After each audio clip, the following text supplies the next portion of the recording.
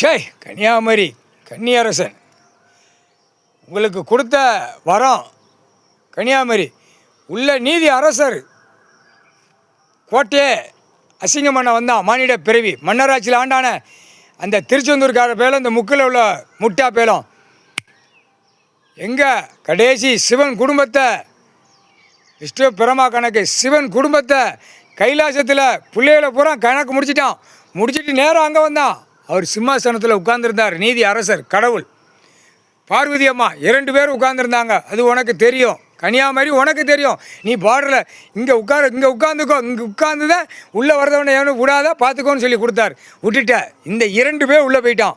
2 பேர் உள்ளே போய் பட்டாளங்களாக போய் பூரா நாசக்காடு பண்ணி கடைசி என்னாச்சு, ஒரு செகண்டில் சத்தியவாக்கு கொடுத்துட்டார்ல கடவுள். சத்தியவாக்கு கொடுக்க போய் தான் இப்போ சிக்கல். சத்தியவாக்கு கொடுத்து உள்ள பயங்கர பிரச்சனை சண்டை. எங்கே கன்னியாகுமரி டு உள்ள 75 கிலோமீட்டர் உள்ள நீதி அரசர் ஆண்ட குடும்பம் தெரியுமா இல்லையா? நீ பெண்ணாக இருந்த உனக்கு வரோம். அம்மாமார்கள் பூரா மானிடப்பே சேட்டை பண்ணால் அந்த இடத்துல க்ளோஸ் பண்ணு கொன்று அப்படிங்கிற கொடுத்தோம். இப்போ பூராவே நீங்கள் என்ன செய்வீங்க? பூரா மந்திரவாதி, பூரா ஐயமார் பே முக்காடு தொப்பி தாடி இந்த 3 மதமாக வச்சு அசிங்கம் பண்ணிட்டான்.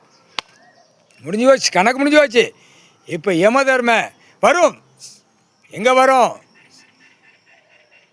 நீதி அரசராட்சி ஆண்ட 75 கிலோமீட்ரு அடி தூக்கி மேலே பூமி ஏற்றல, பூமி பிளக்கையில்.